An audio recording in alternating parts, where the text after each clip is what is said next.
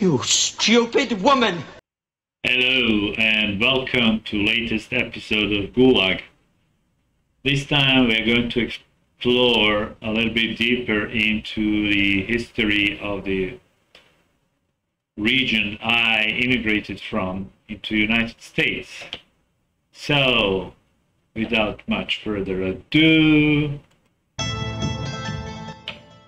Bosnia and Herzegovina, one of the most beautiful countries in the world, with a history as ancient and lush as its mountainous landscape, cut through by turquoise rivers and decorated with heartwarming architecture, a reflection of the people who inhabit these lands, bounded by so many meandering rivers, a meeting place of religions and cultures that serves to inspire.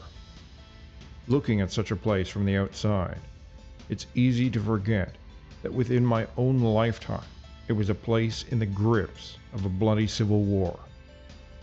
The lines upon which those nations and religions meet are fault lines. The modern state of Bosnia and Herzegovina is built upon just such lines that have boiled over in the recent past, and may do so again. While the sparks that inflamed the Bosnian War were modern, its true roots are much older and remain the cause of tension and political turmoil to this day. They are to be found in the very origins of the ethnic groups themselves, born in a tumultuous period of the early medieval migration. Join me as I cover the origins of the people of Bosnia and follow their story right up to the present political crisis.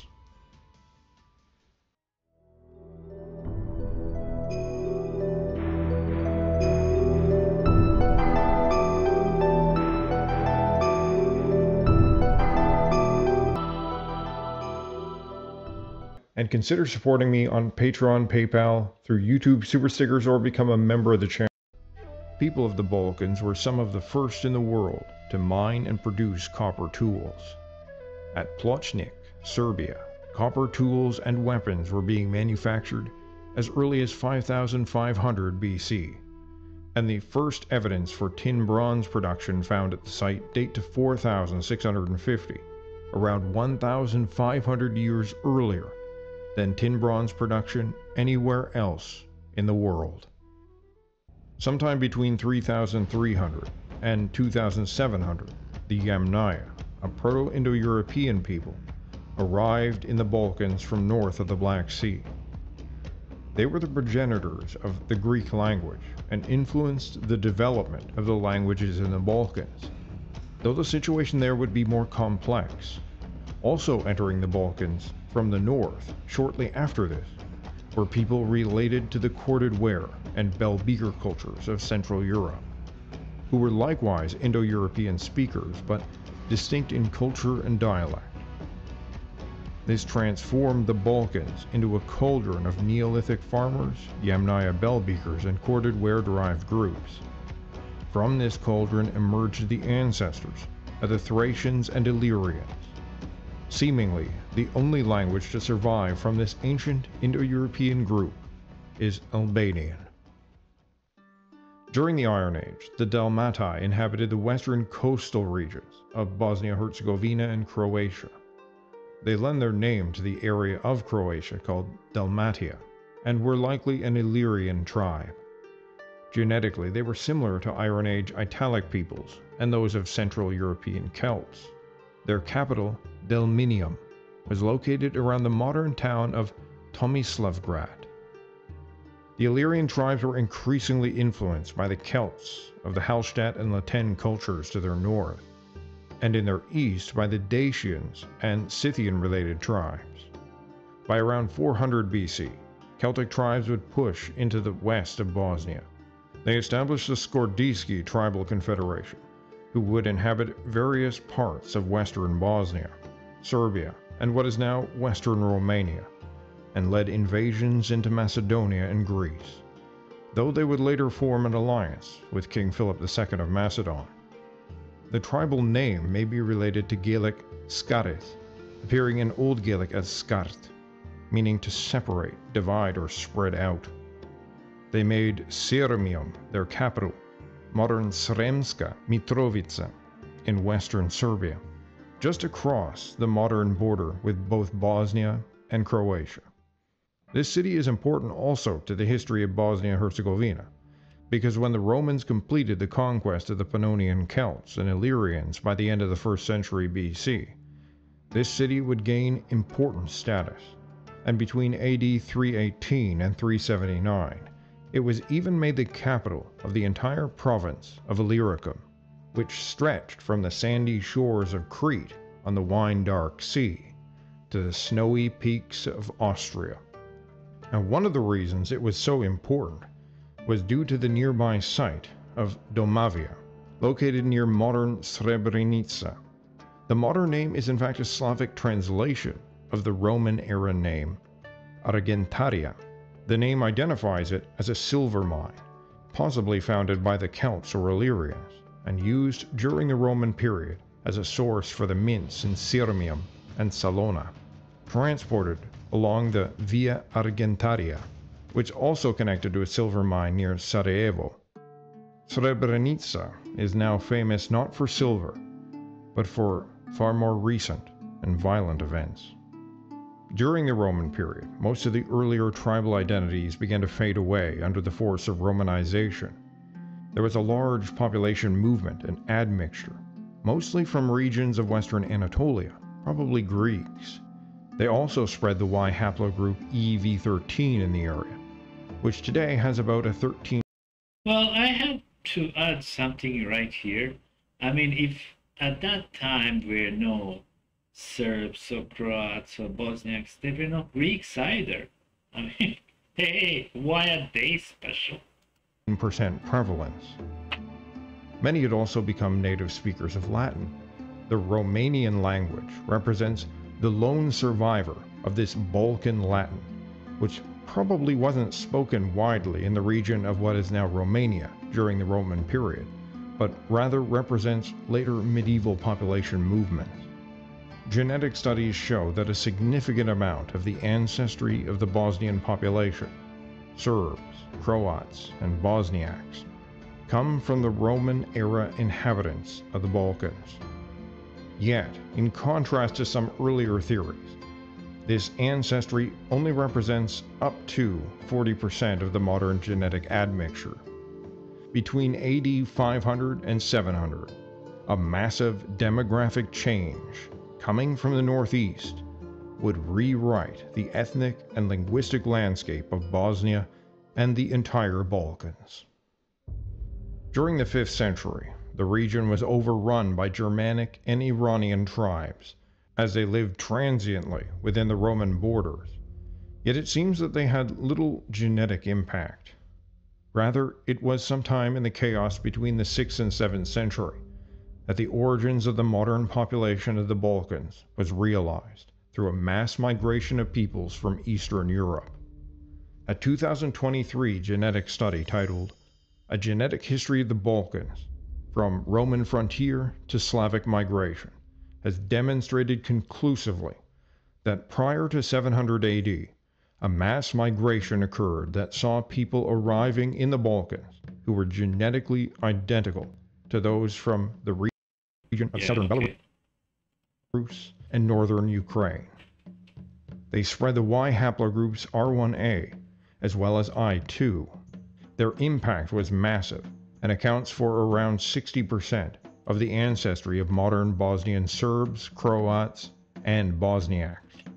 The migrating Slavs absorbed the Roman-era populations and dragged the region significantly towards the northeastern populations, as opposed to the earlier Iron Age ancestry. Only the Albanians, Greeks, and Romanian cultures withstood the Slavicization. The Albanians and Greeks carry lower amounts of Slavic admixture, but even mainland Greeks typically carry around 20 to 35%. Okay. We are going over here into really some possible deep confusion. A lot of, you see, because those ancient people that lived at that time is being called by names of modern nation states like Greeks, Albanians, Serbs, Croat. I simply don't think that's correct. We might say that people who lived on those area, well, they lived in the area in which today these modern nations are living. But those were neither Greeks, no Albanians, no Serbs, no Croats, no. It's just complete confusion. They're ancestors. Yeah, and yeah, at that time there was no nation states. Okay, let's continue. This Slavic migration was directly tied to the invasion of Europe by the Avars, an East Asian Turkic population who swept across the steppe lands in the 6th century, defeated the nations in Eastern Europe, and eventually crossed the Carpathians into the Pannonian Plains. In 580, they lay siege to the city of Sirmium, held by the Eastern Roman Empire, and after almost 3 years of resistance, the city fell. Theophylact Simokata, a Greek historian writing around AD 630, said, "For the Avars let loose the nation of the Slavs, who ravaged very many areas of the Roman territory, suddenly invading like lightning as far as the walls named Long, and wrought great slaughter on their captives." Whether all the Slavs involved in raiding and settling the Balkans at that time were in fact serving the Avars is a matter of debate. Yet the Avars did contribute significantly to the mass movement of the Slavic peoples, likely through a mixture of forcibly recruiting tribes, gaining willing allies, and causing others to flee to seek new lands. It's for this reason the ethnonyms of both Serbs and Croats could plausibly be of Turkic origin, as some have argued. Whatever the origins of their names, however, by the mid-700s the Avars could no longer keep the Slavs in servitude, and the Avar Khaganate gradually contracted and faded away. Its last remnants were probably absorbed by the later incoming Hungarians. The earliest attestation for the specific ethnic identity of those dwelling in Bosnia-Herzegovina following the loss of Byzantine control over the region comes from 822 and the Royal Frankish Annals, which state, "An army was sent from Italy to Pannonia to wage the Leodoetic War, and on its arrival, Leodoetus, leaving the city of Siscia, fled to the Sorbs, a nation said to hold a large part of Dalmatia, and by cunningly killing one of their leaders, by whom he was received, he brought the city under his control." Along with the Serbs came the Croats. Their language belonged to a linguistic continuum known as Serbo-Croatian, the two languages being mutually intelligible and more comparable perhaps to American versus Australian English. That's questionable, yeah, at least to say. Speaks to a long-term That's basically the same language, but it might be possible kind of really modern development that made people speaking those two languages kind of speaking the same language. Oh gosh, I simply do not know enough to. I just know that earlier on, this map that's showing Croatia was not the map where Croat people lived. Croat people lived here around Zagreb, here up there, Slavonia. That was completely different region from Croatia. That was this region here, and this was Dalmatia.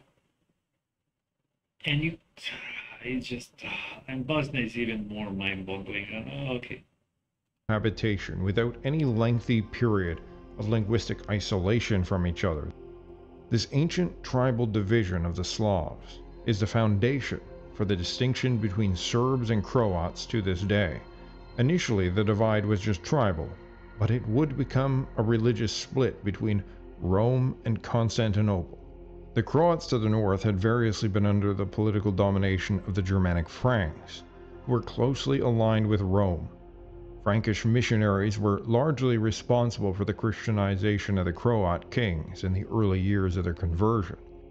Though the time frame for the Christianization of the Serbs was similar, the influences upon them were more Byzantine than Roman. Adding to the tribal division was this new religious one, which would act as a wall between the Croats and Serbs. This, it could be said, was the first fault line in Bosnia. Since the Slavic migration, what is now Bosnia and Herzegovina was inhabited by Serbs as well as Croats. The 10th century Greek work De Administrando Imperio says that the Serbs dwelt in large areas of what is now Bosnia, naming numerous cities, including the city of Tuzla. It also mentions that they dwelt in Bosnia specifically, which was at that time used to refer to the region around the Bosnan River. The regions of Zahumlja, Travunia, and Pagania were independent principalities under the Byzantine sway, inhabited by various Slavic groups that they identified as Serbs. It isn't until 1136 and the military actions of Hungary that a state entity called Bosnia begins to develop. The Hungarians, seeking to create a proxy in the region, conquered south and established the Banat of Bosnia, selecting a local aristocrat to operate the state, theoretically under the control of Hungary, but which increasingly became independent.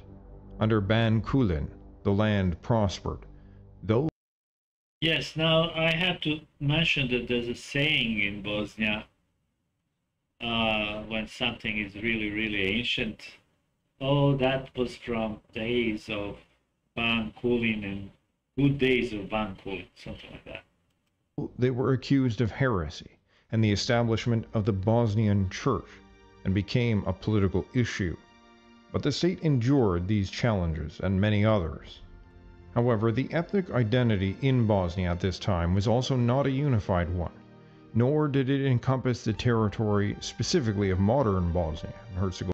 Gosh, if this is becoming boring to me, I could imagine how it might be to some people who are really not interested in this.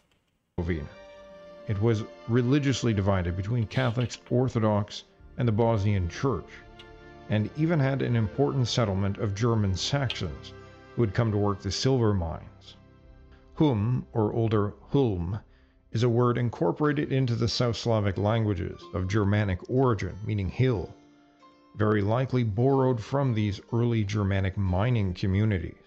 The name of the region, Zahumlja, is actually derived from this Germanic word. However, by 1322 and the rule of Ban Stepan II, Bosnia underwent a major expansion that saw much of the region brought under the control of the Bosnian Banate. When in 1353 Bosnia officially became a kingdom under Tvrtko I, proclaimed King of the Serbs and Bosnia. This expressed that he identified as a Serbian, but also recognized a diverse ethnic nature in Bosnia. Bosnia became one of the major regional powers during this time. However, this was largely based on one great ruler, and following his death, regional power factions again exerted themselves. From almost its inception, the Kingdom of Bosnia was engaged in war with the Ottomans. The Battle of Bileća in 1388 was the first Ottoman incursion into the modern territory of Bosnia, and it ended in an Ottoman defeat. However, when Bosnia fell into civil strife in the 1410s, the Ottomans took full advantage, capturing a large amount of territory.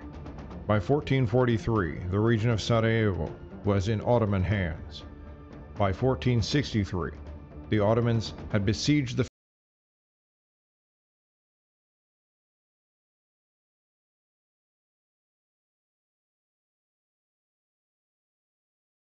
fort of Yaitsa, executed the king, and claimed dominion over all Bosnia. Though the region of Humska Zemlja which had been operating as the Duchy of St. Sava since 1488, did not fall until 1482. The Ottomans would organize the Sanjuk of Bosnia, which was first administered from Banja Luka and later from Sarajevo. The region of Humska Zemlja was made the Sanjuk of Herzegovina. This is why the modern state is called Bosnia and Herzegovina in full. It was first ruled from Foča, then from Plevlja, now part of Montenegro. It controlled the region of Trebinje, the port of Neum, and the stunning city of Mostar. The religious situation and the pressure exerted to convert to Islam differed from community to community. It's speculated that those who had been associated with the Bosnian Church, which was unrecognized by both the Catholics and Orthodox, would have been the most likely to convert to Islam, given the fragmented nature of the religion, with no external support or reinforcement. However, conversion went far beyond only this group. That religion became increasingly an aspect of ethnic identity. Serbs became very strongly associated with the Serbian Orthodox Church as a core part of their identity in the face of Islamic occupation. Croatians became in the same way attached to Catholicism. However, quite likely, those who were less attached to their religious identity converted to Islam, and by doing this, basically left their old ethnic identities behind. It was politically and financially advantageous to convert to Islam. Non-Muslims had to pay a special tax in order to remain non-Muslim, and were excluded from holding certain titles, lands, and taking certain careers. Poorer regions often converted in greater numbers for this very reason, while wealthier communities who were able to afford the tax would rather pay it. There was also the fearsome devshirma, the child levy or blood tax, where Christian families were forced to surrender male children who would be made slaves. Sometimes they were castrated and made to serve in the harem. Other times they were trained as janissaries, who would often be used to subdue local populations. This practice in itself would have been a significant motivating force for families to convert to Islam and escape the risk that their sons would be taken away in this terrible fashion. By 1624, Peter Masarechi, a Catholic from Albania, remarked that Bosnia at that time was around 70% Muslim. This excludes Herzegovina, but corresponds with Ottoman figures from around 1604. This would have been the peak of Islamization, and also the peak of the most brutal Ottoman practices. After this, the numbers of Muslims in Bosnia began to fall. By 1871, the population was only around 50% Muslim. The reason for this is Muslim emigration to other places in the Ottoman Empire, such as Jordan and Palestine, as well as high Serbian and Croatian fertility rates. By the 17th century, and likely prior to this, Bosnian Muslims had become a completely separate and distinct ethnic group from both the Serbs and the Croats, for the most part no longer identifying with either ethnic group, but thinking of themselves as Bosnian Muslims and Ottoman subjects. Some have explained the emergence of the Muslim Bosnians through mixing with Turks, but genetic studies don't bear this out. Bosnian Muslims are not significantly distinct genetically from Bosnian Serbs or Croats. While there was some Turkic admixture throughout the entire region during this period, it wasn't substantial or specifically concentrated among Bosniaks. The role of religion and political power upon ethnic identity is too often underestimated. Bosnia is not divided by race, but by ethno-religious distinctions that molded themselves in completely opposite ways during the Ottoman occupation. Genetically and historically speaking, Bosniaks are Croats, Serbs, and possibly other South Slavs in Bosnia, who cast aside their former identities to become Muslim Ottoman subjects during the occupation. By the 19th century, some Bosnian Muslims would seek greater autonomy from the Ottoman Empire. However, this wasn't driven by Bosnian national desire, but as a reaction to modernization that the Ottomans were trying to make, such as the abolition of janissaries, the weakening of elite privileges. Yet it was most especially the recognition of autonomy for the Principality of Serbia, which included relinquishing 6 territories of Bosnia, which were majority Serbian, as part of the conditions that were forced upon the Ottomans by the Russians in the treaty to end the Russo-Ottoman War of 1829. Now that caused the Bosnian Muslim nobility to feel so threatened and angry that they rose up in rebellion against the Ottomans. The rebellion was crushed, but it serves to show how exactly the same hostility, among nearly exactly the same lines as today, was already well established almost 200 years ago. By the 1870s, Bosnia and much of the Balkans was becoming nearly ungovernable for the Ottomans. Slavic nationalism was rising, and the Russian Empire was dealing out serious military defeats to the Turks. The uprising of Herzegovina in 1875 by the Serbs, supplied with weapons by independent Serbia and Montenegro, swept like wildfire, inspiring others to rise in arms, with Serbia and Montenegro eventually declaring war on the Ottomans, and being joined in 1877 by the Russians. Yet this growing Slavic nationalism was feared not only by the Ottomans, but by the Austro-Hungarians. Fearing that Russia and Serbia would gain even more political power in the Balkans, they invaded Bosnia. Muslims were expected to put up resistance, but to their surprise, so did the Serbs. Though Bosnia remained nominally under the Ottoman Empire until 1908, it was administered by the Austro-Hungarians, who first tried to promote a multi-ethnic Bosnian identity. But the attempt to artificially create a common Bosnian identity had few takers at the time, and was abandoned by 1903. They switched tactics, using migration, rezoning, and persecution to break up Serbian influence in society and destroy the goodwill between ethnic groups, playing one against another and increasing animosity. Serbian nationalism and the idea of a united South Slavic nation were given a further boost by these measures, and their activity and support dramatically increased. In 1910, the demographic situation was 43.5% Orthodox, 32% Muslim, and 21% Catholic. Serbs at this time were a clear plurality, and were the most serious and organized political force in the country, and they were becoming increasingly militant.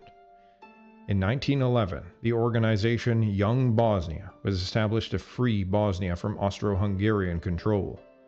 It was largely Serbian, but not exclusively so, for they were in favor of a united South Slavic state, Yugoslavia. The political aim was rational, but romantic in terms of being able to achieve it, yet inspired some so greatly that they were willing to die and to kill for it. In 1912, the First Balkan War broke out between an alliance of Balkan states against the Ottoman Empire. When the Balkan League won a clear victory in 1913, the Austrian administrators of Bosnia became highly concerned they would face revolution or invasion, as the air was full of the notion of a united South Slavic nation. Martial law was imposed upon Bosnia, specifically banning all Serbian cultural events, cultural and political societies, and all Serbian symbols. This was the final straw for some. Gavrilo Princip had been studying in Sarajevo, where he joined the Young Bosnian group around 1911. When he learned of the Austrian decrees, he convinced a handful of comrades that they should engage in a plot of assassination. On Sunday, 28th of June 1914, while Archduke Ferdinand and his wife were visiting Sarajevo and driving the streets in their convertible car, Princip leapt out from the crowd with his pistol, firing in rapid succession, killing both. Remarkably, he was spared the death penalty, as he was still a teenager, though he would die in prison of tuberculosis in 1918. In his defense, he said, "I am a South Slav nationalist, aiming for the unification of all South Slavs, and I do not care what form of state, but it must be free from Austria." The series of political events which followed from this assassination would greatly contribute to the outbreak of World War I, though the assassination alone was only the spark that ignited an already flammable situation in Europe. Around 10% of the Bosnian population died on the battlefield, forced to fight for the empire. Yet in 1918, with the collapse of the Austro-Hungarians, there was nothing left to obstruct the South Slavs from uniting together into what at first was called the Kingdom of Serbs, Croats, and Slovenes, which united the Slavic peoples from Slovenia to Macedonia. Yet from the beginning it was rife with tribalism that threatened to tear it apart. An assassination in the parliament itself by a Montenegrin Serb over a dispute was only the most shocking and visible example. King Alexander decided to take a radical decision, abolishing the parliament and taking dictatorial control. He renamed the state Yugoslavia and outlawed all political parties based on ethnicity, presumably with the long-term goal of eradicating historical ethnic divisions. It was interpreted, however, as a purely anti-Croat initiative by Croatian nationalists. The response came with his assassination by the internal Macedonian Revolutionary Organization, with the assistance of the Croatian fascist organization Ustaše, backed financially by none other than Benito Mussolini. It's a gala day in Marseille. Vive Alexander! Vive le roi! Oh, they've been shot! The Italian fascists and German Nazis were already working to sow ethnic chaos in the Balkans and weaken Yugoslavia. But even without this outside interference, the conditions were quickly ripening. In Bosnia, ethnic tensions between Muslims, Serbs, and Croats was increasing rather than dissipating, in large part due to the heavy-handed measures by the state. When the demands of the Croats for a federalized state of Croatia were finally acceded to in 1939, in an attempt to appease the nationalists, it was already far too late. When in 1939 Germany invaded Poland, Yugoslavia proclaimed neutrality. But by 1941, Germany was pressuring Yugoslavia to sign the Tripartite Pact, which was a formal alliance with the Axis powers. Initially, the Germans wanted to transport troops through Yugoslavia to attack Greece from the north. They were also in the midst of planning Operation Barbarossa, the sneak attack on the Soviet Union. Yugoslavia was at that time ruled by Prince Paul, and whatever his true sympathies might have been, he reportedly told Hitler that he would be overthrown if he signed any such agreement, as the Serbs were strongly against it. Nevertheless, under pressure, he signed the pact. 2 days later, he was deposed by Serbian factions in the military, and Peter II, only 17 years old, was installed as king, being declared by the coup leaders to be of age. The German and Italian governments immediately declared war, and began a bombing campaign against Belgrade, as well as deployed ground forces in an invasion. The Croatian Ustaše, led by Ante Pavelić, still in exile in Italy, called for and began mobilizing an insurrection. The army of Yugoslavia was no match for the Herculean task demanded of it. Within 12 days, the new government had been brought down by the German invasion. Yugoslavia was swiftly dismantled by the Nazis, and Ante Pavelić and his Ustaše were given command over the so-called independent state of Croatia, which included all of Bosnia and Herzegovina. That was when the terror truly began. The government of the new independent Croatia set to work on a plan to Croatinize the Serbs in alliance with a large section of the Bosnian Muslim population. The plan was to expel a third, forcibly Croatinize a third, and to kill a third. They accomplished at least that later bloody task.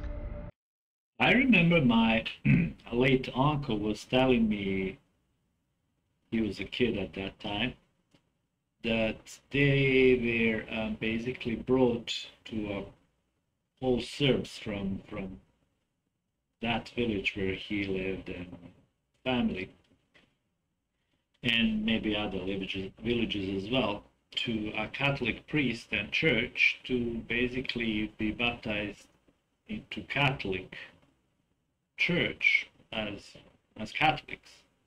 And the priest actually did all the ceremony, but at the end he said, my dear people, this is just due to force of current events, that you could continue praise the God as you are accustomed to. The brutality of the Ustaše regime against the Serbs was too much even for the German military to stomach. General Edmund Glasse von Horstenau, stationed in Zagreb, reported in July of 1941, "Our troops have to be mute witnesses of such events. It does not reflect well on their otherwise high reputation. I am frequently told that German occupation troops would finally have to intervene against the Ustaše crimes. This may happen eventually. Right now, with the available forces, I could not ask for such action. Ad hoc intervention in individual cases could make the German army look responsible for countless crimes which it could not prevent in the past." In 1942, the violence had escalated. The Gestapo, reporting in a message directly to Heinrich Himmler, said, "Increased activity of the bands is chiefly due to atrocities carried out by the Ustaše units in Croatia against the Orthodox population.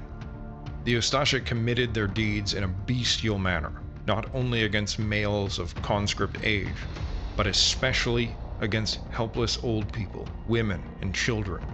The number of the Orthodox that the Croats have massacred and sadistically tortured to death is about 300,000. For perspective, the Serbian population of Bosnia and Herzegovina before the war was probably just over 1 million. Already, by 1942, according to the German military estimates, potentially 30% of the Serbian population of Bosnia had been murdered in brutal, bestial fashion. The bands the Gestapo report speaks of were the... Yes, something interesting. It's very interesting for me now when I go to local Serbian Orthodox church here in Indianapolis, and the service is actually performed in English language. The church is actually being called Holy Catholic Church, and I was like, first time I've heard that, I was kind of really kind of confused. Oh, okay, where I am, what I'm doing here, because over there distinction is Catholics, what is here known as more specifically Roman Catholics, and Orthodox. While I have been told that Catholic actually means united, and that's not the same as Roman Catholic. So it's a kind of mixture in my head about that right now.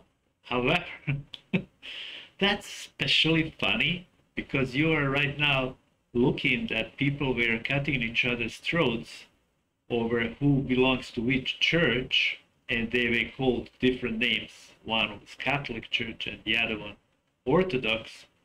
And now in the United States, it's just, you don't know where you are anymore. I suppose that's United States. The armed bands of Serbian resistance fighters, people forced to fight for their very existence.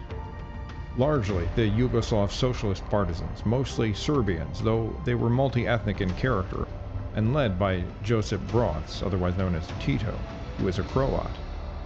Now, the German army did not themselves carry out this genocide, But they did empower the people who did it, and despite these reports that are obviously critical, the Nazis knowingly let over 300,000 Serbs be slaughtered in the worst ways imaginable, mostly civilians according to the German witnesses themselves, while empowering the people who did it.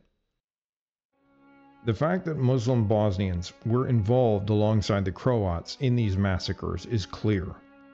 The Ustaše government of the independent state of Croatia considered Bosniaks to be Muslim Croats and did not target them in any efforts of ethnic cleansing. Their official position was that Catholicism and Islam are the two natural religions of the Croat, and praised Islam as the religion which keeps Croatian blood pure. How all this craziness looks exactly like that, like craziness from where I am right now.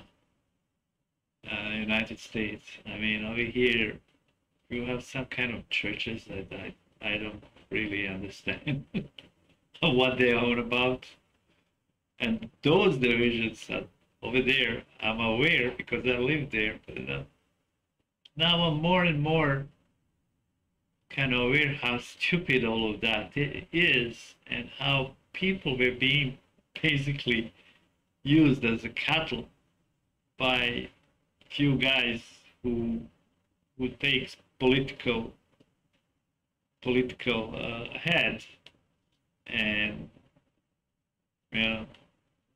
find themselves as a kind of leaders, and they decide this and that and so on and so forth. In modern times, they're mainly pursuing their own kind of personal benefits on base of engaging everybody else as members of tribe.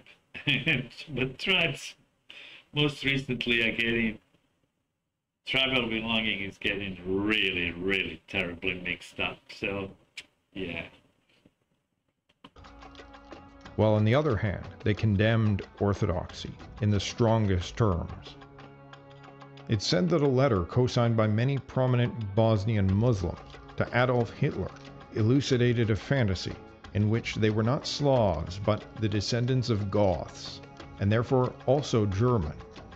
As such, they requested that they be allowed to join the Waffen-SS. Yep, they needed some cannon fodder on Eastern Front. Greatly impressed by the letter, Himmler acquiesced and established the 13th Waffen-SS Division, specifically for the Bosnian Muslims. It was the first Waffen-SS established for any non-German group. Some Muslims were opposed to the slaughters and issued letters condemning them. The details of the War of Liberation will be passed over here, but the very last battle of World War II, fought in Europe, involved a mixed column of German and Ustaše forces who were defeated by Tito and his Yugoslav socialists. It's very interesting when auto-translator of Ustaše actually translates it as a mustache. Damn. Who gave Originally Ustasha means in Slavic language means insurrection, guy who takes part in insurrection. In control and reconstituted the state of Yugoslavia on socialist grounds. Everyone had suffered, but none so much as the Serbs of Bosnia, of whom it is estimated around 335,000 civilians alone were killed. Yet following the war, the groups, exhausted perhaps from fighting and sickened of blood, set aside their past and came together to build the Socialist Republic of Yugoslavia. It arguably became the most successful of all the socialist states and transformed itself into a middle-income bracket economy in terms of global per capita GDP, which was a remarkable achievement from what their base had been before the war and for how much they suffered during it. However, already by the 1970s, the Croats were again demanding greater autonomy. there were ethnic issues in Kosovo. Yet things held together for the 1984 Winter Olympic Games in Sarajevo, the relics of which still dot the landscape today. The economic disaster of the late 1980s broke the state along ethnic lines. A referendum was organized in Bosnia and Herzegovina to leave Yugoslavia, but the Serbian population objected, boycotting the vote. In response to the Muslim and Croat decision to leave, the Serbs of Bosnia and Herzegovina formed their own state, Republika Srpska. After what happened during World War II, the Serbs were terrified of the prospect of being under the political control of Croats and Bosnian Muslims again, and resolved to have at least some form of independence on the lands where they had always lived. On March 1, 1992, a Bosnian Muslim shot up a Serbian wedding procession in Sarajevo, killing the father of the groom. It was the last day of the referendum for Bosnia and Herzegovina independence. In response, Serbs set up roadblocks in Serbian areas and demanded to be policed by their own people. No arrest was made, and many Serbs believed that the Muslim SDA party was responsible for the attack. It was quickly discovered that Ramez Delić, a Bosnian Muslim, had carried out the assassination. Yet the police never tried to arrest him or even press charges. During the war, Delić led a Muslim militia force which terrorized Serbs in Sarajevo. He wasn't charged with the murder until 2004, and only because he went on television bragging. Clearly, he was being politically shielded and allowed to carry out this killing. To Serbs, this represented more than the death of one man. It showed what could befall all of them if they didn't resist. The army of Republika Srpska was hastily organized, formed mostly from Bosnian Serbs discharged from the Yugoslav army, and were funneled weapons from Yugoslavia.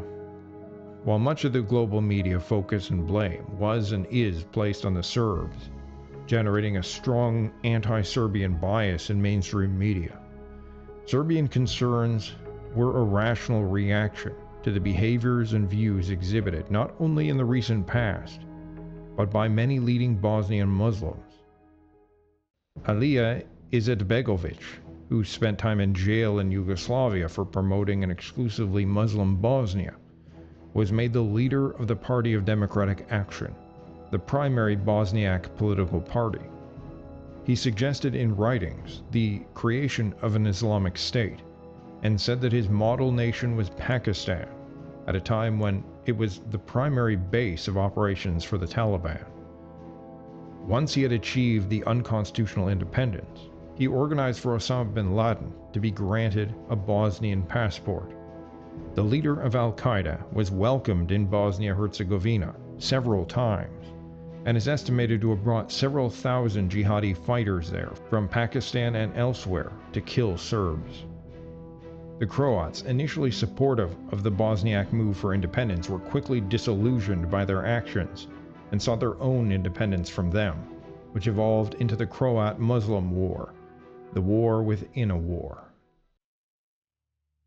Speaking of the details and events of that war pass beyond the scope of this video, and might well run afoul of censorship. Yeah, Monica Lewinsky war. Way to go. There was terrible violence and killing on both sides, which could and should never have happened. Alija Izetbegović famously stated, "I would sacrifice peace for a sovereign Bosnia-Herzegovina, but for that peace I would not sacrifice sovereignty." He was responding to and dismissing negotiations with the Serbs to allow them to peacefully separate. What exactly is this sovereignty? And how is it that a people who have lived there for 1400 years do not have it? Is there really something so sacred to the gods of heaven and earth about the ever-changing political boundaries of an entity called Bosnia and Herzegovina? No. This statement, taken as some bold form of poetic wisdom, is only an expression of desire to control, a desire for power. The Bosniaks refused to live. Yep, just like Nietzsche said, will nach Macht, will after power. There's always somebody who wants it and uses all the other people for that purpose. In a state dominated by Serbs, and yet would not allow the Serbs not to live in a state dominated by them. The NATO and EU intervention on behalf of the Bosniaks brought about the Dayton Agreement, which saw a type of federalization established in Bosnia and Herzegovina, which has existed until now, where Serbs were largely able to control their own region of Republika Srpska. Now that framework is crumbling to the ground in an effort to try and dismantle the governing structures of Republika Srpska. Moves have been taken to remove the elected president, Milorad Dodik. Oh yeah, I remember he has been brought in by Brits after they didn't allow the elected president at that time, Nikola Poplashen, to actually take that function because he was too he was kind of representative of Serbian radical party, and it was the positions of Serbian radical party were too radical. So this guy has been brought as a kind of alternative. In response, Republika Srpska is organizing a referendum for October 25th. It will almost certainly pass. At that point, there will be two choices: to let a people who do not want to be part of your state or your political project choose their own path peacefully, or to force your will upon them through bombs and bullets. But after some time, he realized that his existence on the position of power really depends of the people, not of the other people from outside. So it doesn't matter if somebody from the outside is going to bring you to some kind of political position.